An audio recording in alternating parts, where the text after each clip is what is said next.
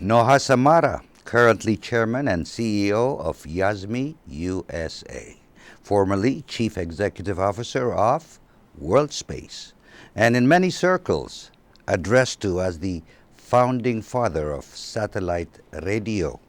Welcome to the Voice of America, Mr. Noha Samara. Thank you, sir.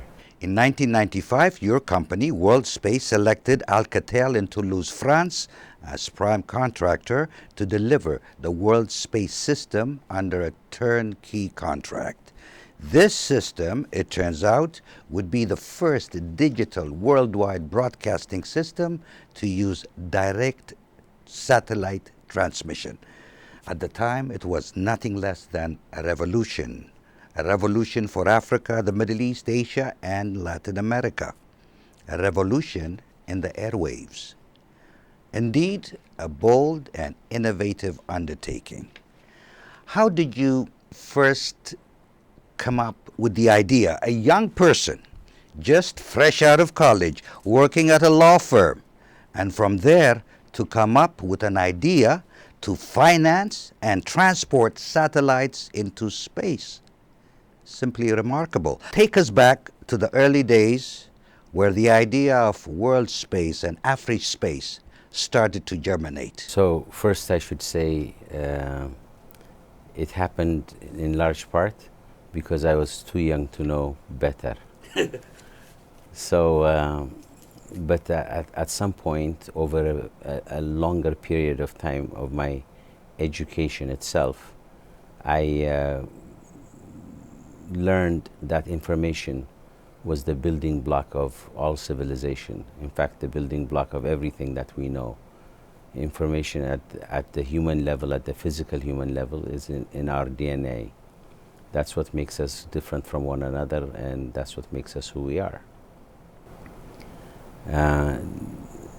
Over time, I realized that the difference in progress between Africa and Europe, or Africa and the United States, was really nothing other than the lack of information in one and the abundance of information in the other. And so the critical question became, how does one create information affluence across this large continent of Africa, or for that matter even in large parts of Asia? And that's how the idea of World Space initially, and now Yazmi, was born, was really to create information affluence everywhere where there was dearth of information. You have been quoted as saying that African countries are at the bottom of the ranking as far as education is concerned. In your speeches, you cite studies that show that out of 128 million school-age children in Africa, 17 million will never attend school. To put it bluntly, you say the facts that define education in Africa are not good. So, what, in your opinion, are the key factors that can enrich Africa's future in education? So, in terms of these facts, first we state them because if you want to correct a problem, the first place to start is to acknowledge the problem, the magnitude of the problem, so that you can create solutions around that magnitude rather than coming up with solutions that fall short of what needs to be done. So that's number one. Number two, in terms of these facts, these are facts that have been generated by organizations like Brookings Institute, the World Bank, UNESCO, UNICEF, BBC, studies that have been made around the world about the state of education around the world. And African countries have consistently ranked in the lower categories of these global rankings in education. So there are four factors, I would say, that are really important in solving the problem of education. One is the first and most important thing that governments need to do if they want to see change in education is to make large commitments, bold, large commitments in the field of education, because that is the critical building block the most important infrastructure of all infrastructures. It is the infrastructure at the mind level of your population. You're building the infrastructure, the mind infrastructure of your people. So investing in education and investing boldly in education, not 3, 4, 5% of GDP, but much larger amounts of GDP, to really affect and effect change, is the most important thing that can happen. The second thing that can happen in education is to create an infrastructure that would deliver education in as variable a way as possible. Education is standardized often, and not all students are learn in a standard kind of way. So another very important thing to do is to make sure you educate to fit the needs of your student population. So if your student population has serious reading impairment as a class or as a group, you want to make sure that reading is taught, not to teach a student, a fourth grade student, who's reading at a first grade capability. To teach them at a fourth grade capability is to basically lose the impact that you can have on that child, because one of the most beautiful things that human beings can do is actually to read. So fitting the education to the needs of the student base is a critical element. There is,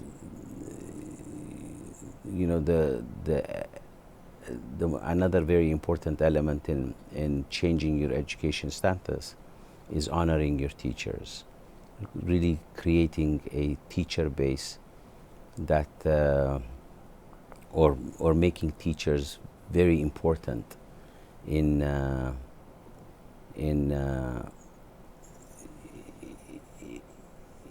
empowering, not just empowering teachers, but making the job itself as attractive as possible.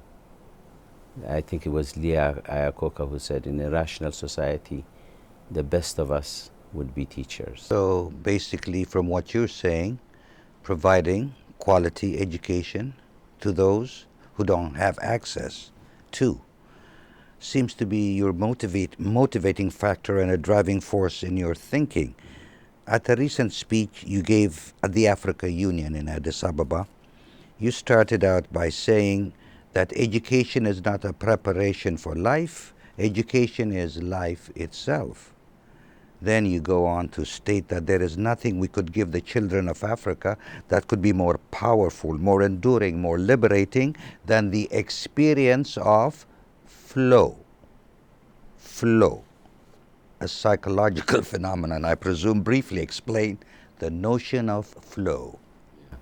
So the notion of flow is something that has been talked about and studied under positive psychology. It's a modern phenomenon, but really it originates, the idea itself originates in old Eastern religions like Hinduism and Taoism. The notion of flow is something that has happened to you, I am sure, has happened to me, I am sure, in fact I know, has happened to many people. And this is when, every so often you get engaged in an activity and you're so absorbed by that activity that you lose the sense of time. You might lose the fact that you haven't eaten the whole day. You might forget everything that is around you in a focused way, but not in a obsessive focus. It is a loving focus, a joyful focus, so that you get lost into whatever it is, that the activity that you're doing. And because of the intense discipline of your mind and the intense challenge that is equal to your intense discipline and presence of mind, you actually get into that state where you solve the challenge. Interesting. At this point, Noha, to proceed further without introducing to our viewers your latest venture, the Yazmi system, would be a disservice to our viewers. Satellites in particular have delivered leaps in technology in several domains, has developed a game-changing solution to deliver uniform, quality content and information where it is most needed. Yazmi's satellite delivery solution offers a unique opportunity to enhance student learning as well as teacher effectiveness and motivation. The area covered by satellites AfriStar 21 East and AsiaStar 105 East is inhabited by 5 billion people living in 127 different countries, many of them living in areas afflicted by poor or non-existent internet connectivity and electricity. Yazmi's mission is to leverage its unique satellite infrastructure to create an ecosystem for governments, organizations and corporations to broadcast educational content which is globally accessible, affordable and tailored for local use. So why don't we take time out and listen to an interview I did at your Silver Spring, Maryland headquarters with your Chief Technology Officer, Dr. Srinvasan Rangarajan, better known as Dr. Ranga. So I first started out by asking Dr. Ranga what the Yazmi system was all about. So when you now marry the satellite technology with these tablets, that means you can integrate this kind of a little receiver into a tablet. See, this is like any other normal tablet. In that inside, you won't believe it, has got the Yazmi receiver. Wow. With the result, whatever you do with the tablet, you can do it. Like you can definitely watch a video, you can listen to songs, you can get the multimedia rendered. But in addition, because of the satellite link, this becomes dynamic contents. That means from a remote end, you can create a classroom on the palm of the student's hands. And that is the transition which happened in the recent years. See, the firstly is that we have to compare apples to apples, which means that ours is much more than just a tablet, because we have the connectivity, and as I was mentioning, we bundle all the services. We don't charge for the service at all. Lifetime usage of the satellite bandwidth, everything is included in the price of the tablet, even though it is just the tablet which they buy. Because we believe that our large numbers where you deploy is where we should make our economic model.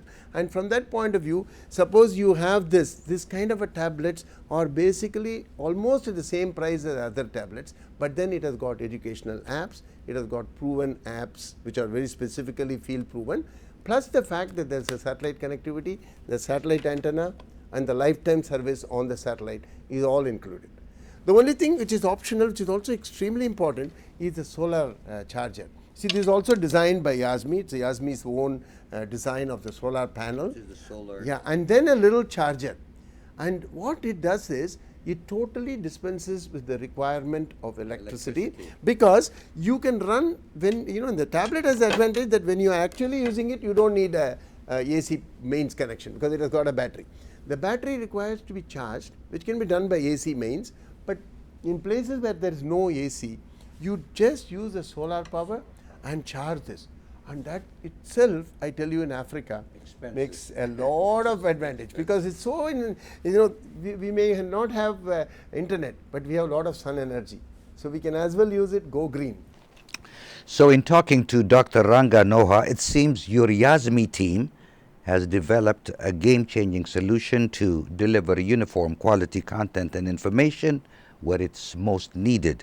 And the one great thing about the Yazmi satellite delivery solution that impressed me was that it offers a unique opportunity to enhance student learning as well as teacher effectiveness and motivation. Which brings us to your late father, Mr. Ibrahim Azmi Samara. He was a science teacher, among other things. He was an educator. And since we mentioned motivation, I'm just curious, Noha, did he play any role in your educational upbringing, especially motivating you in the field of science? So My father was a very interesting man because he loved reading, he loved studying, he loved teaching, he loved knowledge. He was, at a time when there was no Google, my Google. And he had quite a lot of influence on us. He helped us learn everything we learned in school. If we had any questions, he would, in a few minutes, explain things. So the learning process was a fun process with him, and he made sure that when he taught you something, he taught you with examples that broke things down completely, like an electron or a proton or a nucleus would assume, because we were young children when he was teaching us these things, would assume characters. And he would create stories out of them, like impromptu kind of way, and taught us a lot of things and made learning a wonderful experience. You have met a lot of world leaders, movers and shakers in your illustrious career. What have you taken away from those encounters, and which one impressed you? I think particularly in the earlier days of world space, starting that company, I was pretty young, and so meeting people and meeting world leaders in either different fields or national leaders was always something to look forward to. But over time, you look back and you start saying, which meant something and which did not.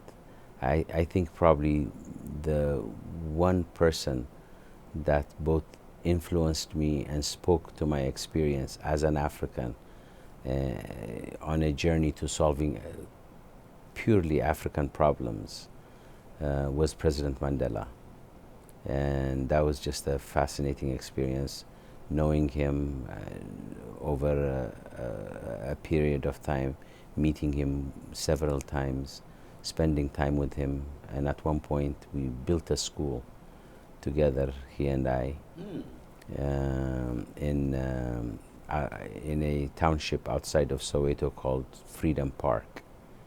So that itself, just the experience of his dedication, his realness. He was a very real person, in the sense of genuine. Not just, he less a politician, more a leader, as what you might expect a leader to be, in the etymological sense of the word. Being a very successful entrepreneur yourself, any advice on steps young people can take to starting a successful business? It's hard to say because businesses, successful businesses are as varied as the human race. But I think the one advice I would give is solve a problem rather than run a business. To run a business, if you solve a problem, and the bigger the problem you're solving, the bigger your market. At the end of the day, the best businesses solve somebody's problem. I need to be in contact with people while I'm on the move. So somebody comes up with the cell phone idea or telephony on the move. I need to have information on my fingertips. Boom, comes Google. So I think the best place to start in becoming a very good entrepreneur is to figure out something that attracts you, and something that solves somebody's problem. The solve somebody's problem is important because if you're going to spend an hour figuring out something and it pays you $1 million, or you spend an hour figuring out something and it pays you $20 million, it's best to spend it on that thing which delivers the big, from a business point of view, the bigger return on your investment. But it's equally important to also remember that you need to be interested in what you're doing. When I started WorldSpace, I was 32 years old, and there was at the time no one that looked like me launching satellites. But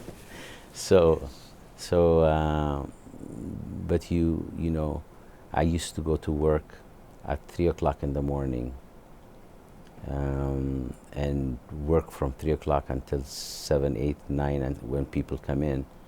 And then I start my second day, but I never felt tired, because I really felt like my life was on a mission. You had a mission. I had a mission, and I wanted to solve this problem as much as possible. And it was the love that you have for the thing you're doing puts you in that state of flow. And once in a state of flow, you're most likely to solve your problem rather than not. You're most likely to make your business succeed rather than not. There is an African saying. It goes something like, if you want your dreams to come true, don't go to sleep. Interesting. Yes. Yes. No, according to Dr. Ranga, the areas covered by your satellites are inhabited by 5 billion people in 127 different countries. And right now, one of the countries connected to Yazmi is Ethiopia. And according to Dr. Ranga, the Yazmi system is operational right now in Addis Ababa, Ethiopia, and of all places, at a high school, St.Joseph. How did that all come about, and is Yazmi having the intended effect? We, as Dr. Ranga explained, the Yazmi system consists of a satellite network, a tablet, a server that sits in a school and creates a Wi-Fi connectivity and provides continuous satellite updates to the tablets and the devices that students are using, and a solar power charger for places where electricity is non-existent, and content. So we had put all of the pieces together, and finally at the e-learning conference in Ethiopia this year, in May of this year, we went to the principal of St.Joseph, which was the high school I went to. I think that school is familiar to me too. Okay. Yes, indeed. So we went to him and we suggested a pilot, but we wanted to do the pilot in a very highly measured kind of way. We wanted to measure outcome. We wanted to see whether there was a difference between students who used this tablet and students who didn't. So we crafted the design of the pilot itself in a very careful way. We took the syllabus that St. Joseph follows, which is the Ethiopian syllabus, which is generally a very two-dimensional kind of syllabus, textbooks that talk about cell division for biology and the atom for physics, and math and reading and chemistry. And we took that sort of textbook two-dimensional content, went to content makers, and we said, following this syllabus, lesson by lesson, we want you to give us the best content that explains that concept from the best content that can be found. So they went on and they took each lesson, amplified each lesson, and reduced it into a video or content that summarized that lesson in several minutes. So the way the program would begin is at each lesson the teacher would get content that is specialized, that teaches the teacher how to best and most effectively teach that particular lesson to the classroom. Then the teacher teaches based upon the learning experience, teaches for the first 30 minutes or so, or 35 minutes of the class. Then the video is played as a reinforcer to what the students have just learned. And then after that, there is an assessment that occurs so that they self-test, and that assessment automatically goes to a server. So this was the design of the program, to make sure that the content is effective and exciting and well organized. Thank you, Mr. Noah Samara, for taking time out to talk to us here at the Voice of America. Thank you so much for having me. Appreciate it. Thank you, sir.